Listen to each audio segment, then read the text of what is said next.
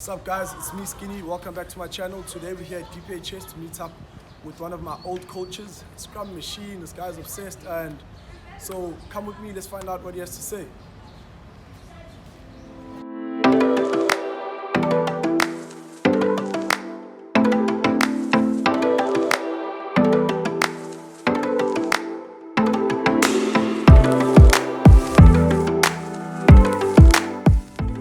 Let's move!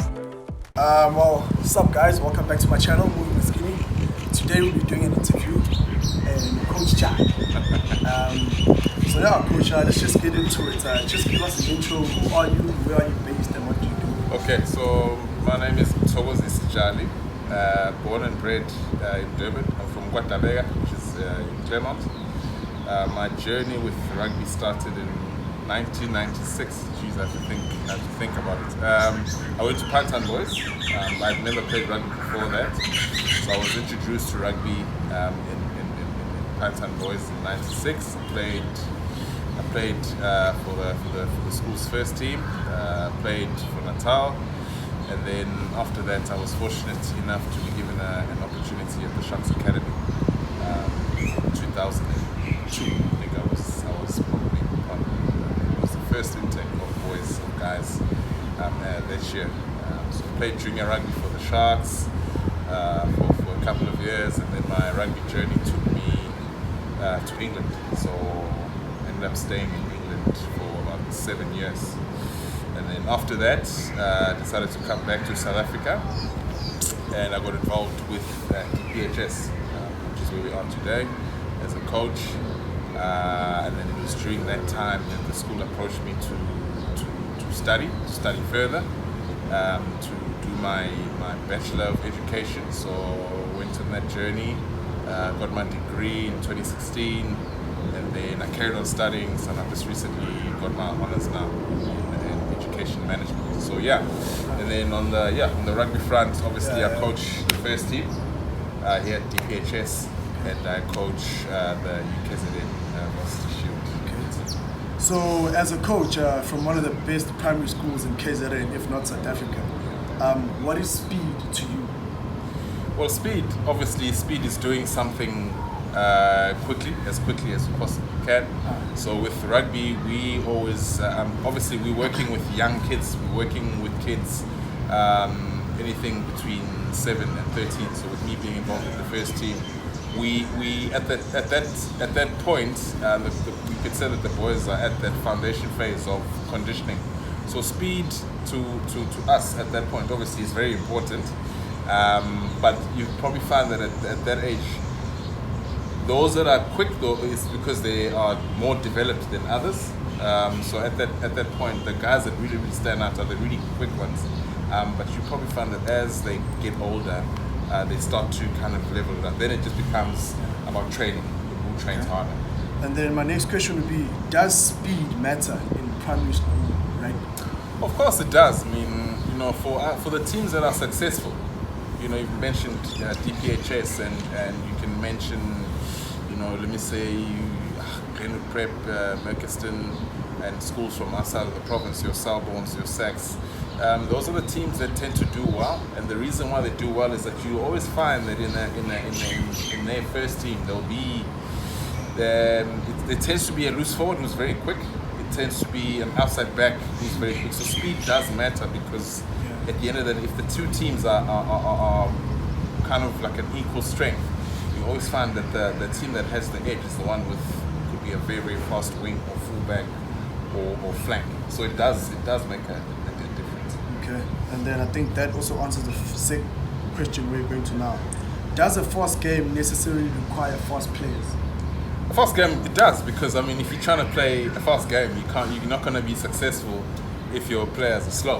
And I think that particularly at our level, because I'm fortunate enough that I coach rugby at different levels.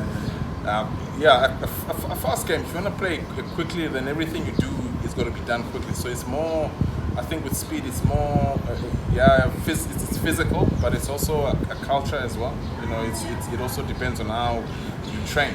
You set the tone in training, and you try and make sure that the tempo of the training is everything you do happens quickly, so that the guys mentally that they're switched on. So when you do ask them to play the game quickly, that they can actually do that and they can execute.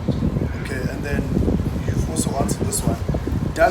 Should speed training be implemented at primary school level? If yes, why? If no, why?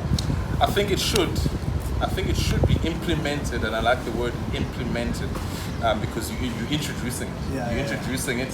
But I think that when you're working with young kids, you've also got to be careful in that they're not as mature as your older players. So anything you do has got to be done in moderation, and you've always got to be careful of making sure that you're looking after all your players, because obviously their conditioning base is not going to be like you, who's been training for a long time. So you've always got to be mindful of how much of anything that you give their bodies time to recover, give their bodies time to be mindful of the fact that they're not mature. So it does matter, definitely, but you are introducing speed. It's more teaching them how to do things than actually doing too much.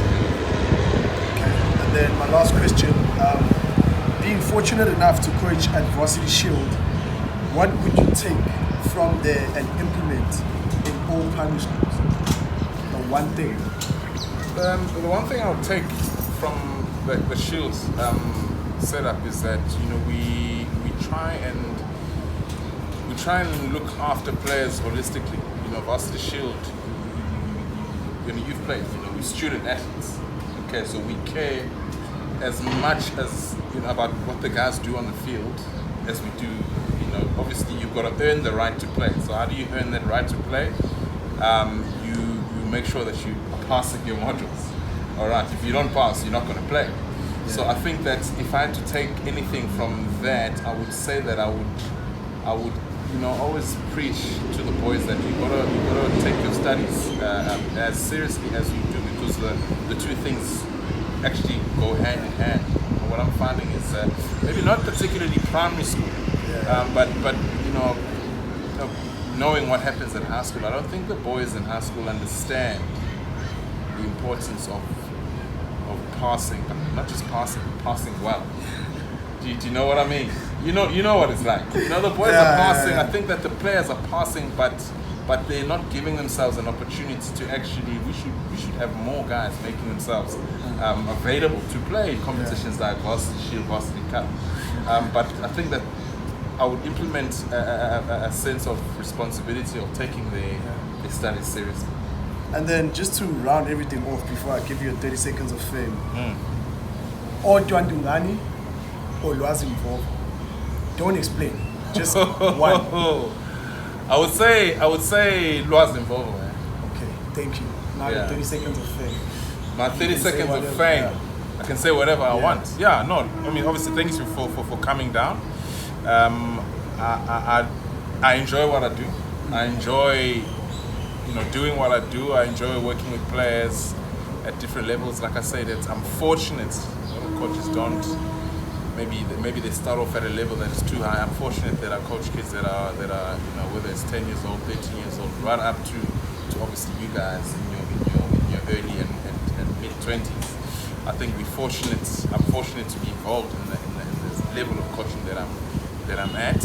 And like I said, I think the hardest thing about obviously going through the current pandemic is not being able to be on the sideline doing what I love doing. So if I could just get the message out there, it's just everyone stay safe.